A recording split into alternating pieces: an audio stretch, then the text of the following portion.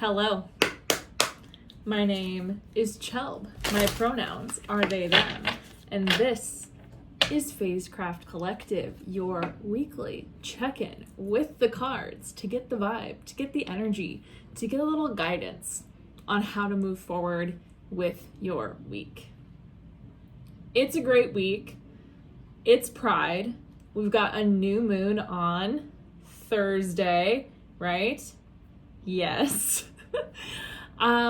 New moons just are kind of my favorite energy. I really love the essence, the vibe of renewal and clearing and sowing and just like resetting that new moons offer. New moons are usually when I clean my altars. They're usually when I do like reflection, protection, divination based spells. So there's just a lot of good stuff coming up.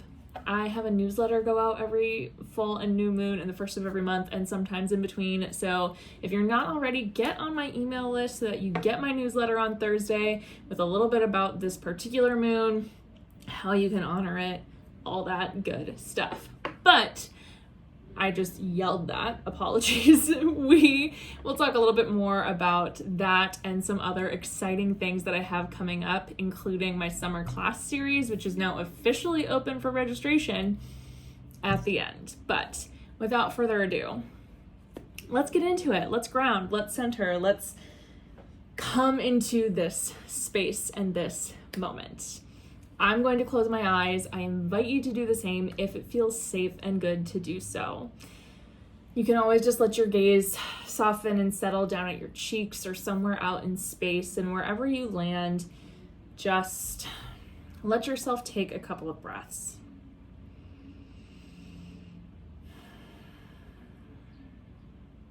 Let yourself feel the texture of the air. Feel your shoulders rising and falling. Feel your rib cage expanding and relaxing. I'm going to call to the guardians of the elements here to help create a protective circle and set this container. And as I name them, I invite you to imagine their forces physically building a wall of protection around you. You might see stones rising up from the ground, or maybe flowers, or a hedge of rosemary. You might see a ring of fire blaze into life around you. You might carve a moat of water into the ground, or you might simply imagine a force field of air holding out all unwanted, unnecessary, and negative energy. You perhaps might create a barrier of all four or any combination. I call to the spirits and guardians of the north, of earth, of the deepest roots and the tallest trees, of the stardust that gave shape to this planet and to our bones. Hail and welcome. I call to the spirits and guardians of the east, of air, of wind and breath, of thought and change. Hail and welcome. I call to the spirits and guardians of the south, of fire, of the life-giving sun, the powers of creation and destruction, cleansing and renewal. Hail and welcome. And I call to the spirits and guardians of the west, of water, of the oceans in our blood, the rivers in our sweat, the rain in our tears. Hail and welcome. We are surrounded on all sides, above and below, within and without, by love, protection, divinity, and magic. Our journey in the spirit of sovereignty through transformation begins now. The circle is cast, and so it is. You can take a couple more breaths here, and whenever you are ready, you could open your eyes or just reorient yourself in space. Cool. We're here. It's time. Let's do it. I'm just glad to be here. I'm excited to do this with you. I love reading tarot. By gosh, aren't we glad? Okay, first card coming right up. I brought out my Dragon Tarot deck today. So if you're watching on YouTube, you get the delightful 80s fantastical imagery of the Dragon Tarot, which is maybe one of my favorite decks I own. It's pretty fun, so just you wait. The first card to come out is the Three of Cups, which I will show you momentarily. And I just think that's such a beautiful card for like Pride Month, to remind us to celebrate ourselves, our friends, our communities. Knight of Cups and Queen of Cups, both reversed. Where are you blocking your emotions? Where are you blocking your ability to connect and communicate those emotions? Be careful not to let the partying, the happiness, the excitement close you off to the things that you need to feel. It is easy to get lost in joy when we still need to acknowledge the realities, the pain, the suffering that ourselves and others are going through at the same time. Wow. Queen of Cups and the Empress in one reading. Always fun. If we see the Queen of Pentacles, then I call that the trifecta. The Ten of Cups is here also. More of that celebration and acknowledgement energy. Whoa.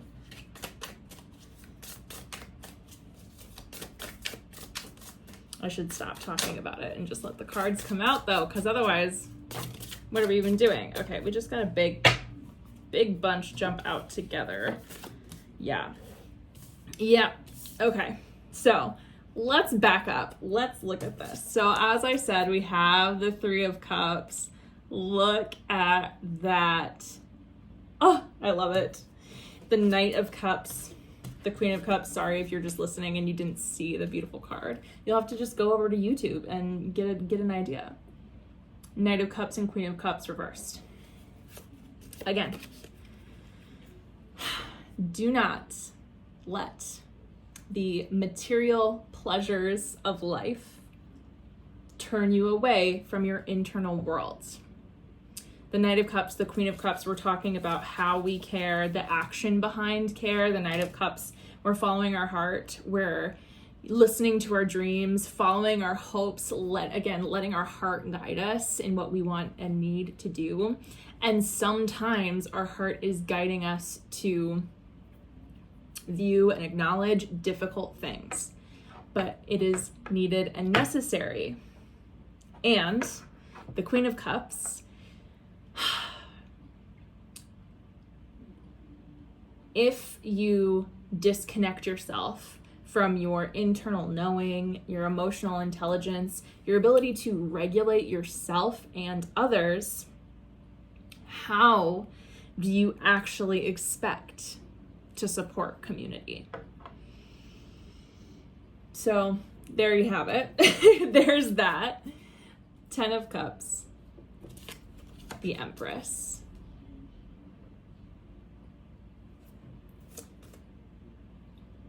All of us have the ability to create, to build, to manifest a life that brings us the most fulfillment and the most joy.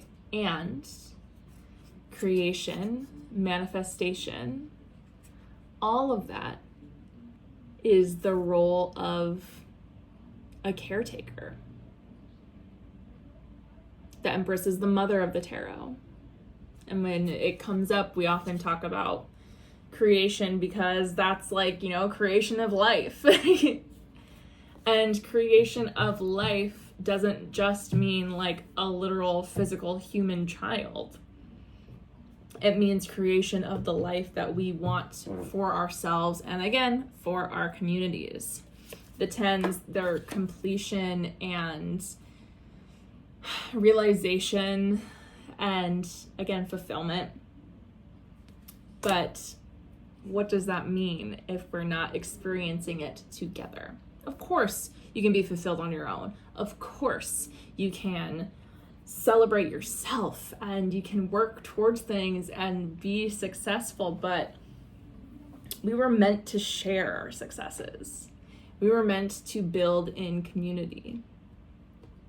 I know I talk about community all the time. It's not my fault. That's just what the cards say, okay?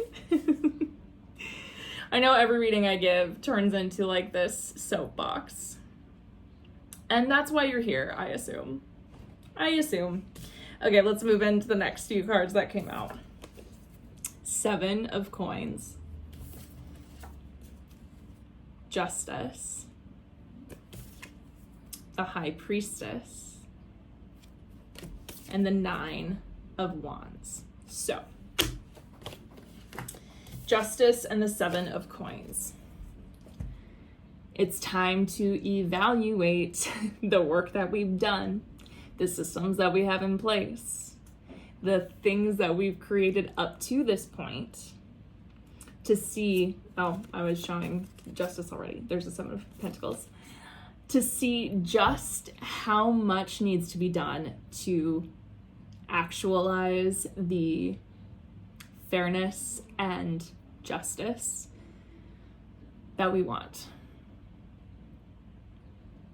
And or to create balance in our work. To make sure that we are receiving as much as we are giving. To make sure that our output is balanced by our input, that we are replenishing ourselves just as much as we are putting our work, putting our energy out from ourselves. I really like the High Priestess and the 9 of Wands together as this reminder that the internal journey, the seeking of mystery and magic that can help us realize these goals and this world that we want to create is never ending. And it's easy to want to give up. It's easy to feel like you've gone so far, but then you turn a corner and there's still more to do. Like, what? Come on. I've done the shadow work journal. I meditate every day. I go to therapy. What do you mean there's still more to uncover? What do you mean there's still things to do? But that's exactly it. Connecting to our own mystery and our own magic takes work, and it is work that is worth doing. So, let's see what else. Once again, I feel like I'm just talking, and I don't actually know if anything is making sense. So we're just gonna hope and pray. And I don't usually listen back to this before I post it, so, you know, we're coming to you raw, unedited, fully straight from my brain, out of my mouth, into your ears. 5 of Coins. How are we allowing our perception of scarcity and loss to inform our action? And how are we allowing actual scarcity and loss to challenge our creativity, challenge the way that we make change, the way that we operate within our own lives, to allow us the opportunity to build. 2 of Swords has come out. The Lovers.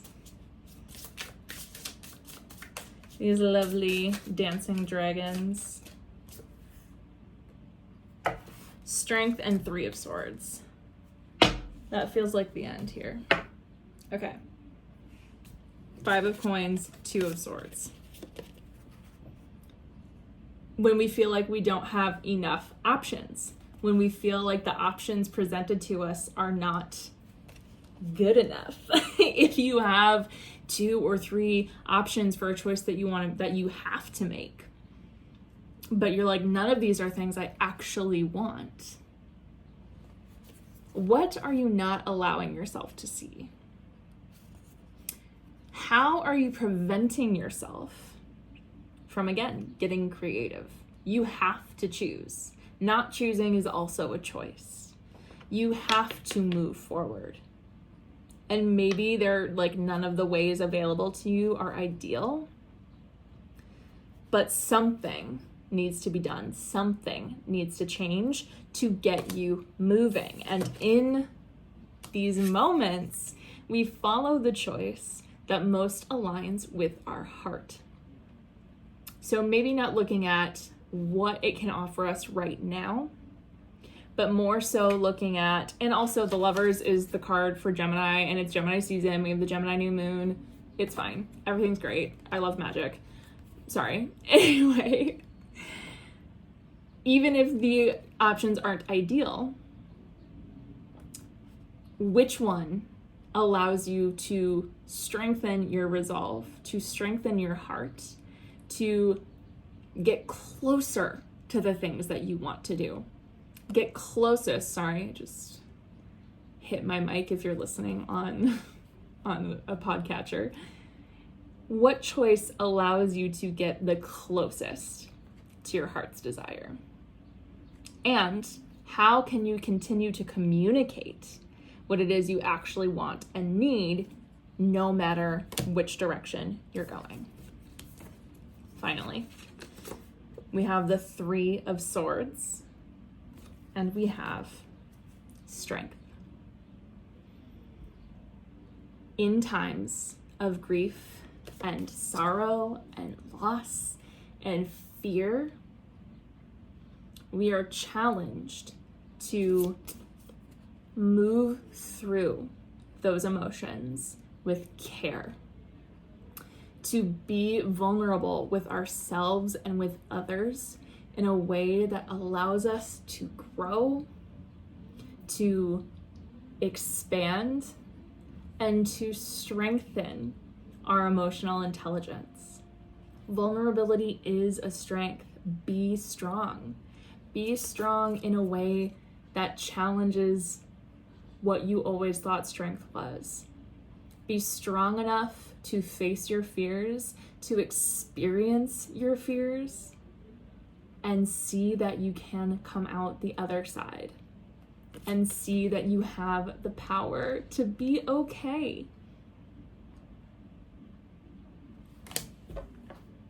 So, that's what we've got. That's this week. Let's check the bottom of the deck. The Hanging Dragon. The Hanged One. The Hanged Man. Allow what you need to give up. Allow the sacrifices that you are making, the compromises you are making, to shift your perspective and show you what is actually possible, because it might be better than you ever even thought to ask for. It takes challenge, it takes sacrifice, it takes initiation to get the greatest gifts that, again, you maybe never even thought to ask for. Cool. I love it. I'm into it. Some ups, some downs, but that's life, baby. Awesome. Let's close this space and then talk a little bit about what's coming up in the world of Phasecraft magic, Phasecraft Collective. Go ahead and close your eyes again if it feels safe to do so, or let your gaze soften and settle at your cheeks or somewhere out in your space. Take a couple of breaths, let these messages settle, and reimagine all those elemental walls that you erected or carved or ignited. Taking a big deep breath in on your exhale. Send it all back to where it came from. See stones or plants sink back into the earth. Watch fire extinguish itself. Allow water to ebb away from you and let air dissipate into space. I release the spirits and guardians of the west, the south, the east, and the north, sending you back to your place in the natural order with praise and with gratitude. I send the energy of all those watching or listening back to them whole, complete, and intact. And I take my energy back to myself whole, complete, and intact. May we remain friends, though our energies are no longer crossed, corded, or tangled at all, starting now. Take a breath, feel your energy settle into you, all yours. The circle is open, and so it is. Wonderful. Awesome, y'all. Well, as I said, I have my summer class series open for registration. The first one is on June 22nd, so it's coming up. That one is all about tarot spreads, how to use them, how to interpret them, which one to use when, all of those things. So if you've ever been using a tarot spread and you get the star in a placement that means your greatest weakness, and you're like, what? This class is going to cover different ways to navigate and interpret those things, how to read the cards together, and even get a little bit into how to read the cards without spreads. So the sign up for that is on my website, phasecraftmagic.com/classes. The info is also in the description of this episode, as well as the other 3 classes in my summer series. After we do tarot spreads, we're going to be doing Spellcraft 101, so learning all the basics of crafting your own spells.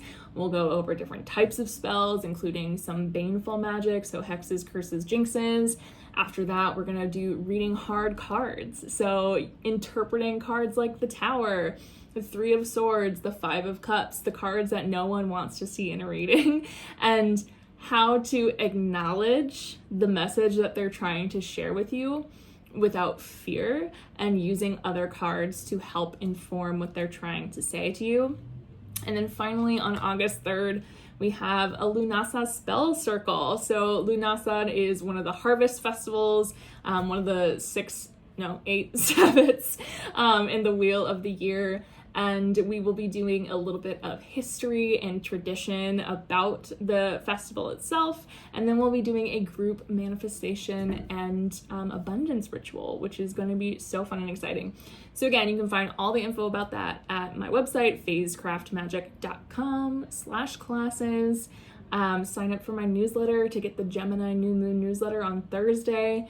That is on Substack. It's called Phasecraft Collective, just like this podcast. And that is all I have for you. So as always, thank you so much for being here, for listening, for being in community with me, and I will see you next week.